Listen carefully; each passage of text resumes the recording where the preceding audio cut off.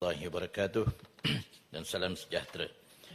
Untuk maklumat yang berhormat Senator, Seksyen 15 Akta Pengangkutan Jalan 1987, Akta 333 telah menetapkan bahawa tiada seorang pun boleh menggunakan atau membenarkan digunakan sesebuah kenderaan motor di atas jalan raya sekiranya tiada suatu lesen kenderaan motor ataupun LKM dikeluarkan di bawah akta tersebut. Suatu LKM akan dikeluarkan setelah permohonan dibuat dengan mematuhi semua prosedur, syarat dan membayar fee yang ditetapkan di bawah kaedah-kaedah kenderaan bermotor, pendaftaran dan pelesenan 1959.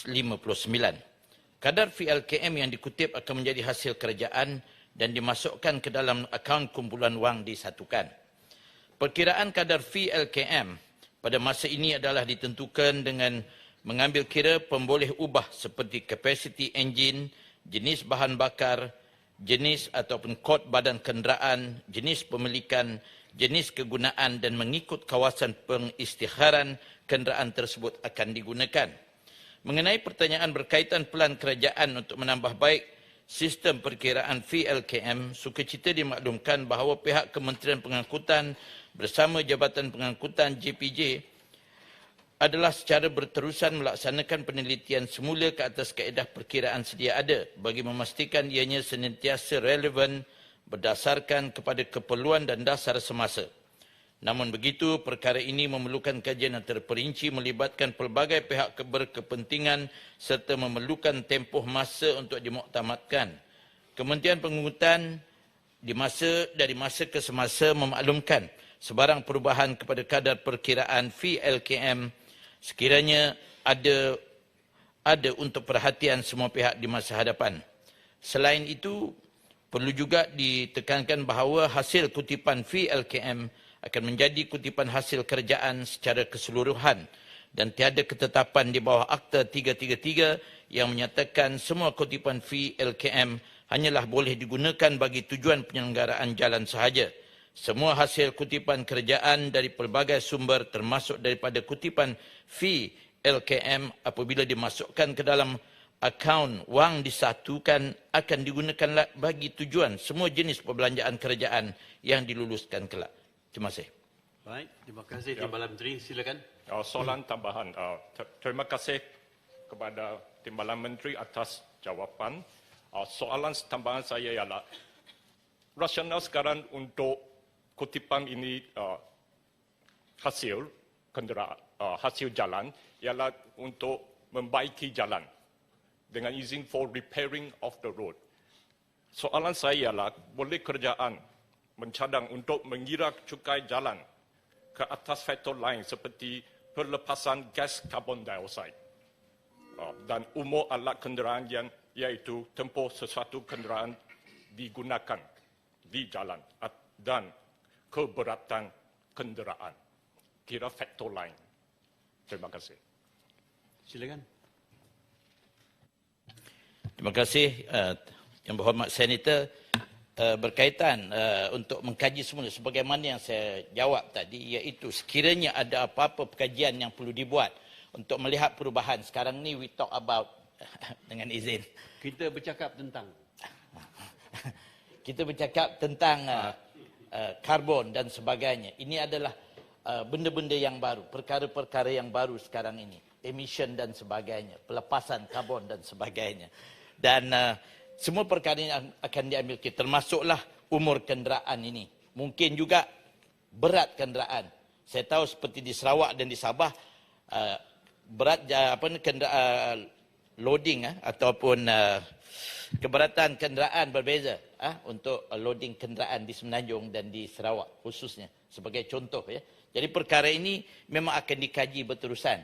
Malahan sekarang ini kita ada dah kenderaan elektrik. Ini pun juga sudah dalam kajian sekarang bagaimana untuk dikaji tentang road tax dia atau cukai jalan ini semua. Semua diambil kira yang sebenarnya, tetapi belum ada yang menyeluruh dikeluarkan lagi.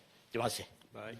Soalan tambahan. Sila, Ya, terima kasih. Senator Datuk Kesaria Basya. Ya.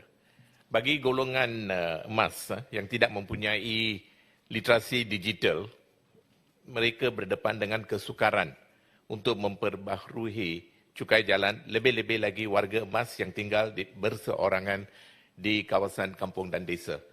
Soalan tambahan saya, apakah usaha yang sedang digerakkan oleh kementerian untuk mewujudkan capaian atau accessibility dengan izin kepada segmen pengguna jalan raya tersebut untuk bersama-sama memanfaatkan kaedah pembaruan cukai jalan secara digital?